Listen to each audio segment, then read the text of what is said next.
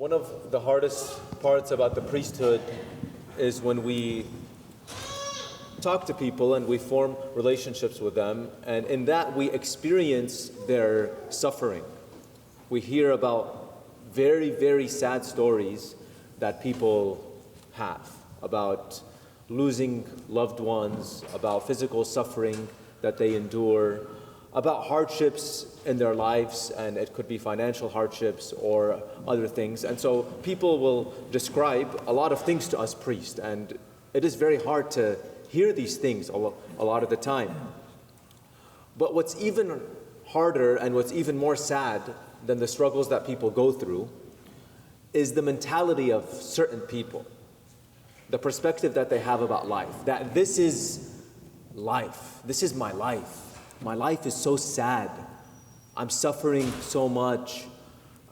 People are so much further than me in life. The friends that I went to high school with, for example, people will say they're married and they have kids and they have nice houses and they have cars and they have good jobs, and me, I'm over here and I can barely keep a job and I'm really, really struggling in my life. And it's very sad to see the perspective of certain people, that they look around and they see other people's lives and they get so sad about themselves. And they think that I'm never going to be happy in life. It's very sad, because it doesn't have to be that way. It's not the circumstances of life that determine whether our life is good or bad. Most of it is actually our perspective, how we look at life.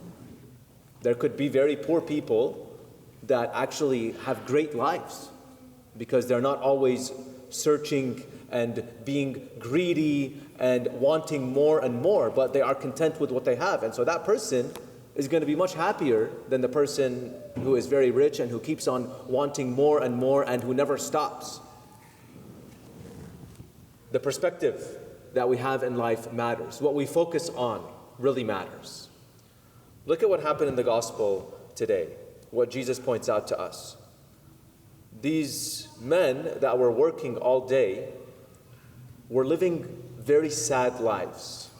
They were not happy in their lives. And the reason why is not because their life was so hard, it's because of what they were focused on, because of what their perspective was.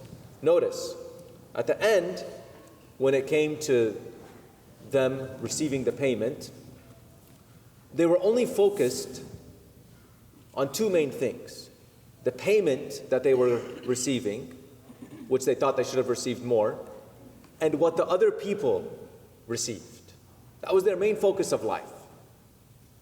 The payment and what the other people received.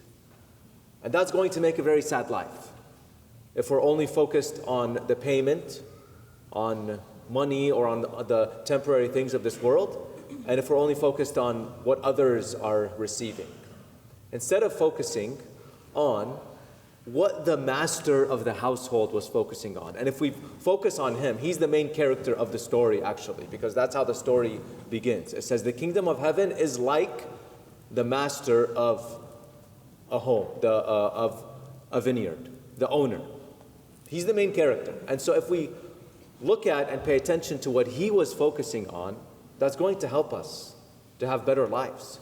It's going to help us, of course, get to heaven, yes, which is what the parable is about, but it's also going to help us live more fulfilling lives in this world.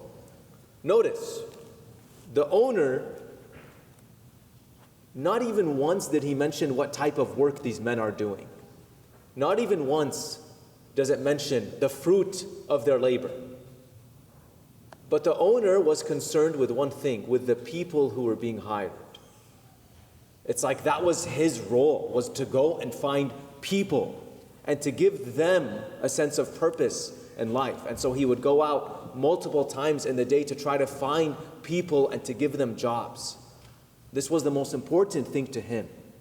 It was the people that he was working with. And notice at the end what he calls that guy who was complaining. He doesn't say, oh, you're an employee or you're a slave. No, notice what type of relationship the owner of the household of the vineyard had with this worker. He said, friend, I am doing you no wrong. He calls him friend. And this is how God is with us. God treats us like that. God doesn't only want us to work and be burdened by the work that we do. And if we think about it in terms of salvation, which is ultimately what the parable is about, God doesn't want us to feel burdened by Him, by the relationship that we should have with Him, and by His laws. That's what sin does to us. And if you read from the very beginning of the Bible, God actually commanded Adam to go and work in the garden. But then there was a point when it said that now he will be burdened with the work. Now he will really feel the pain of the work. And that happened only after sin. Sin is the cause of all the evil in this world and the evil in our lives as well. And it will make us feel burdened, and it will make our lives not full of joy, which is what the Lord wants for us. Yes, we know that there is work to do, but what's more important than the work? What's more important than the necessary things that we have to do, like, for example, following God's laws? What's more important than that is God Himself. God is not looking at us from heaven saying like, oh, they better be acting right all the time. Of course, He hopes that we act right, but He will give us mercy if we don't, because He's looking at us as His children that He loves. Think about it. If you have a good relationship, if you want a good relationship with a person, you're not only going to be concerned with what the person does for you. As long as you act and as long as you do this, then I'm going to love you. That's conditional love. But God's love is unconditional for us, and we should have that love for others. It's not only about what we do or what we can do for a person, just like it's not only about what we can do for God, but it's about who we are ultimately as His children and His friends. He doesn't want to treat us like slaves. He doesn't want to burden us. He wants us to receive His love, and He wants to have a relationship with us. That's what life is all about, and that's where life will have meaning.